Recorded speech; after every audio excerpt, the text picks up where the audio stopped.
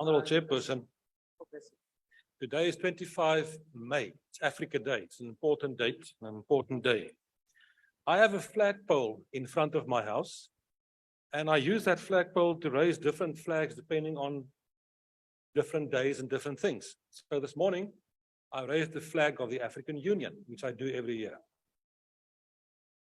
The topic of the debate for this afternoon is deepening the African Union's vision of African unity, peace, prosperity, and development. It's a very important vision. We are dealing with African unity, we're dealing with peace, prosperity, and development.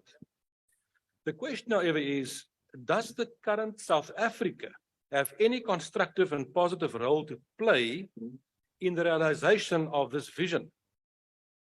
We should draw a distinction between words and deeds. The Honourable Mandela gave a very good speech today, and it was from the ANC's perspective and in terms of an interpretation of history. And I respect that. It was a good speech dealing with words, but deeds are more important than words. If we look at the economy, and the question is, what contribution does South Africa make to this vision? In 1990, South Africa had the largest economy in Africa. South Africa did.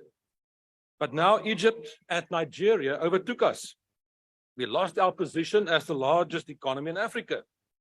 Last week, the African Development Bank reported that South Africa, our country, is dragging down Africa's growth.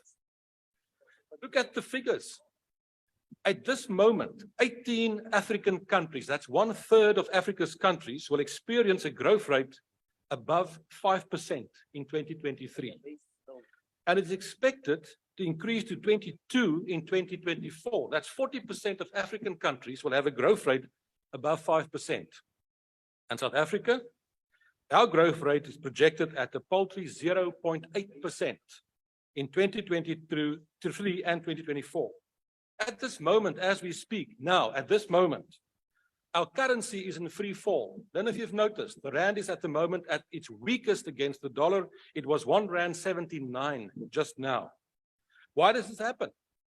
Because high interest rates, persistent power outages, infrastructure collapse, corruption, unemployment, capital outflows, as investors seek better alternatives. The power supply, Eskom, in 1994, provided 37,840 megawatts.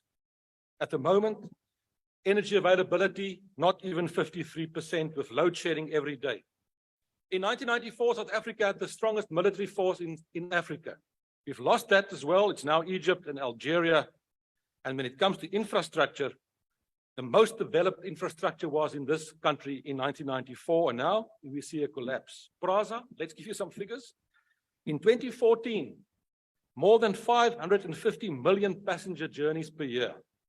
In 2019, it fell to 230 million, and in 2022, only 15 million passenger journeys per year.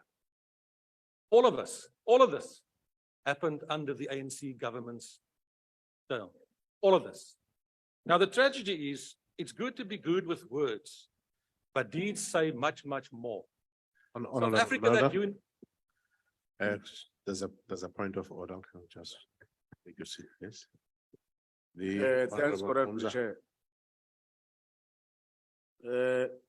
Honorable Chair, the honorable member is saying that before 1994, infrastructure was highly developed in this country. Can the honorable member take a question? I would gladly take your question. What type of infrastructure you developed in the Bantustans that you created? Thank you. We can go into history if you want, and you will come off second best. Each one of those Bantustans that you call had its own university. How many universities have you built in the ANC since 1994? How many? How many have you built since 1994? Be careful when you ask questions, you'll get answers. Chairperson, the fact of the matter is, unfortunately, South Africa should have been the locomotive pulling this country and Africa. You squandered that opportunity. The African vision can no longer afford an ANC-governed South Africa to realize that vision. It's time for change.